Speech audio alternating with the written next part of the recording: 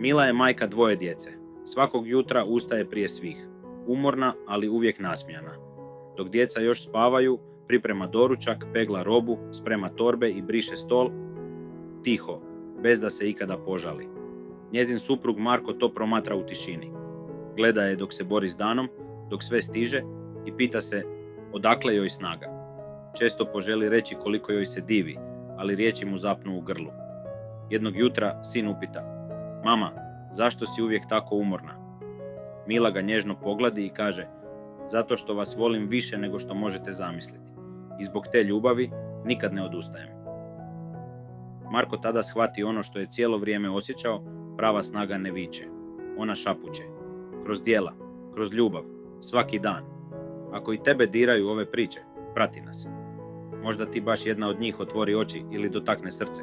Pouka. Najveći heroji ne traže aplauz. Oni jednostavno postoje i vole.